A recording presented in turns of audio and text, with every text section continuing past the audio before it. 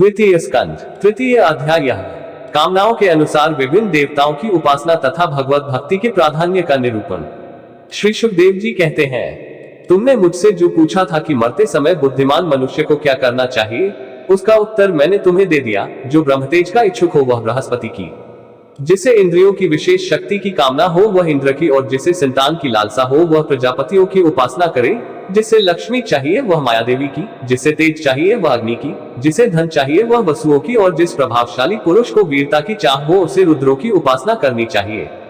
जिसे बहुत अन्न प्राप्त करने की इच्छा हो वह अदिति का, जिसे स्वर्ग की कामना हो वह अदिति के पुत्र देवताओं का, जिसे राज्य की अभिलाषा हो वह विश्वदेवों का, और जो प्रजा को अपने अनुकूल बनाने की इच्छा रखता हो उसे साध्य देवताओं का आराधन करना चाहिए।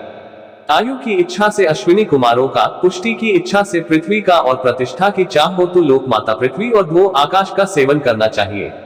सौंदर्य की चाह से गंधर्वों की, पत्नी की प्राप्ति के लिए उर्वशी अप्सरा की, और सबका स्वामी बनने के लिए ब्रह्मा की आराधना करनी चाहिए। जिसे यश की इच्छा हो वह यज्ञ पुरुष की, जिसे खजाने की लालसा हो वह वरुण की, विद्या प्राप्त करने की आकांक्षा हो तो भगवान शंकर की, और पति पत्नी में परस्पर प्रेम बनाए रखने के लिए पार्वती जी की उपासना करनी चाहिए। धर्म उपार्जन करने के लिए विष्णु भगवान की, वंश परंपरा की रक्षा के लिए पितरों की, बाधाओं से बचने के लिए यक्षों की, और बलवान होने के लिए मरुदगणों की आराधना करनी चाहिए। राज्य के लिए मनवंतरों के अधिपति देवों को, अभिचार के लिए निवृत्ति को, भोगों के लिए चंद्रमा को, और निष्कामता प्राप्त करने के लिए परम पुरुष नारायण को भजना चाहिए। और जो बुद्धिमान पुरुष है वह चाहे निष्काम हो, समस्त कामनाओं से युक्त हो अथवा मोक्ष चाहता हो, उसे तीव्र भक्ति योग के द्वारा केवल पुरुषोत्तम भगवान की ही आराधना करनी चाहिए।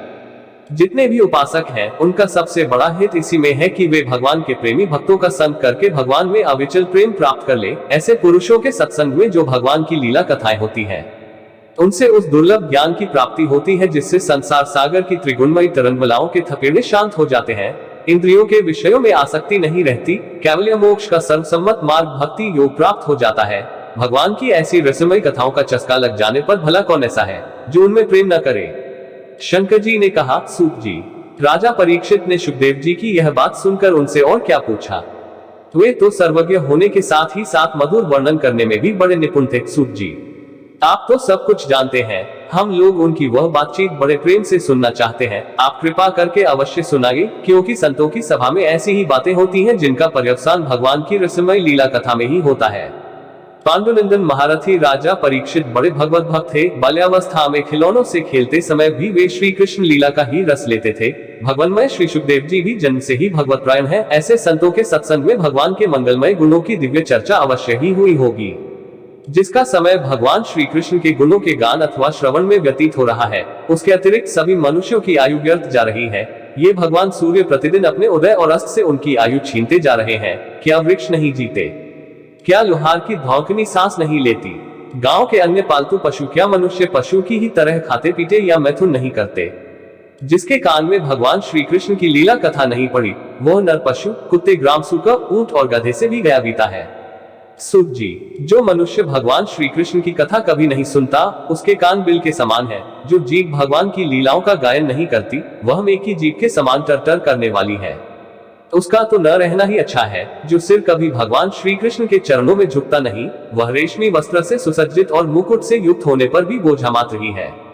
जो हाथ भगवान की सेवा पूजा नहीं करते, वे सोने के कंगन से भूषित होने पर भी मुर्दे के हाथ हैं। जो आंखें भगवान की याद दिलाने वाली मूर्ति, तीर्थ, नदी आदि का दर्शन नहीं करती, वे मोरों की पांख में बने हुए आंखों के चिन्ह के समान निरर्थक हैं। मनुष्यों के वे पैर चलने की शक्ति रखने पर भी न चलने वाले पेड़ों जैसे ही हैं।